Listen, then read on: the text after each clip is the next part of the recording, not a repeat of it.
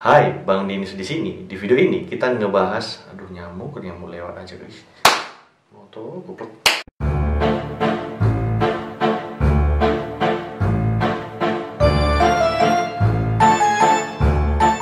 Hai, Bang Dinis di sini. Di video ini kita ngebahas tips menjadi mahasiswa aktif di kelas. Tapi sebelum itu, aku pengen ngajak teman-teman semuanya untuk bantu subscribe channel ini supaya bisa berkembang lebih baik lagi dalam berbagi konten-konten menarik dan bermanfaat untuk kalian semuanya. Menjadi mahasiswa yang disayang dosen adalah keinginan semua orang. Ya, termasuk aku ataupun kau lah ya. Namun, itu tidak semudah yang kau pikirkan kawan. Itu berat, itu sulit. Langit bisa dapat turunkan nilai A. Aku ingin lulus tanpa belajar. Matamu ingin lulus. Ada banyak keuntungan ketika kau aktif di kelas. Saking banyaknya, aku nggak bisa sebutin lah ya.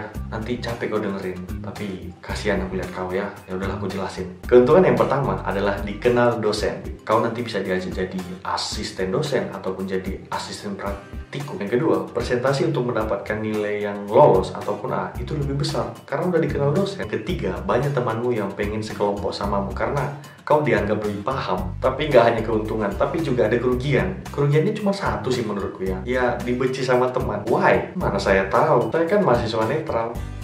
Ya biasanya ya karena hyperaktif sih. Lebih tepatnya mungkin terlalu aktif ataupun terlalu caper. Jadi teman-temannya nggak suka ngelihatnya. Padahal kan nggak ngerugiin mereka sama sekali ya kalau kita aktif. Ya begitulah manusia ya. Ketika kita berbeda dengan standar biasa ataupun standar yang udah ditentukan oleh mereka, mereka akan menganggap kita melakukan hal yang jelek ataupun buruk. Keren kali bah quotes-nya. Super sekali. Oke, kita sekarang masuk ke pembahasan bagaimana tips menjadi mahasiswa aktif di kelas.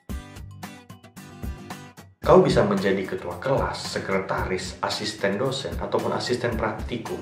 Sehingga kau itu lebih mudah dikenal alias dinotis sama dosen-dosen. Jadi kalau ada apa-apa, pasti kau yang dipanggil karena udah dikenal duluan ataupun dekat. Why? Di bangku perkuliahan, kursi belakang itu identik dengan orang-orang yang suka main HP, malas, suka tidur, ngantuk, pendiam, atau nyari aman supaya nggak dipanggil sama dosen. Nah, kalau kau duduk di kursi depan ataupun di kursi tengah, itu bakal mempermudah kau supaya dikenal sama dosen. Bertanya seperlunya aja.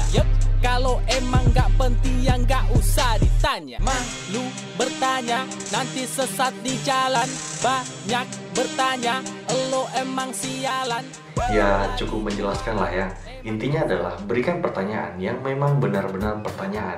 Jangan hanya sekedar cari perhatian ataupun kau pengen ngetes dosen. Ngawur sih. Ketika dosenmu meminta kalian untuk on cam, coba kau inisiatif untuk on cam lebih awal tanpa harus disuruh sama dosen. Ya aku tahu sih on cam itu capek cuy, serius. Walaupun kita hanya duduk di depan laptop atau kamera itu capek juga. Apalagi kita harus berlagak seperti pura-pura mendengarkan presentasi teman ataupun mendengarkan penjelasan dari dosen. Tapi percayalah, ini adalah the main key atau the main solution kalau kau pengen lulus mata kuliah yaitu on cam selama kelas berlangsung. Di kondisi online kayak gini, ya kadang keterlambatan itu menjadi hal yang lumrah ya, atau hal yang biasa gitu. Karena kita tahu bahwa mahasiswa itu punya kemampuan ataupun kondisi yang berbeda-beda, termasuk jaringan. Tapi seiring berjalannya waktu, selama 1 semester, kita bisa menyesuaikan dan lebih preventif kan. Jadi kau bisa prepare lebih awal. Misal, beli paket sekian, cari posisi atau lokasi yang jaringannya kuat, memberitahu kepada dosen bahwa akan terjadi pemadaman atau kendala-kendala lainnya. Jadi ketika kau bisa datang on time, itu akan mempermudah kau supaya bisa dinotis atau ditandai sama dosen.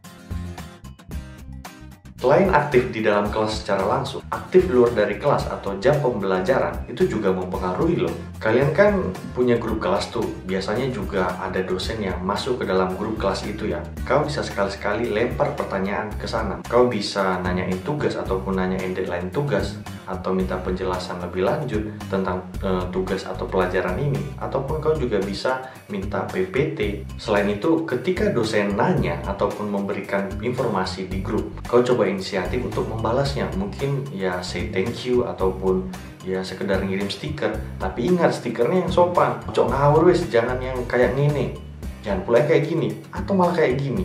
Nah, ketika kau aktif di grup kelas, kau akan lebih mudah dinotis sama dosen.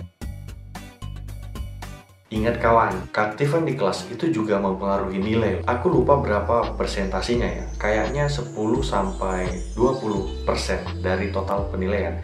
Kan lumayan tuh, kau udah bisa ngamanin 1/4 dari total penilaiannya. Sisanya ya tinggal atur kehadiran, ngerjain tugas, atau ngerjain ujian, UTS, dan UAS. Amanin aja lah itu. Dan ini juga nyambung ke pertanyaan salah satu mahasiswa ya, dari teman kita nanyain ke aku, "Bang, aku itu udah hadir di kelas, absen aman, aku juga udah ngerjain tugas, aku juga udah ngerjain UAS dan UTS, tapi kenapa nilaiku masih jelek ya? Ataupun kenapa aku nggak lulus matkul ini ya?"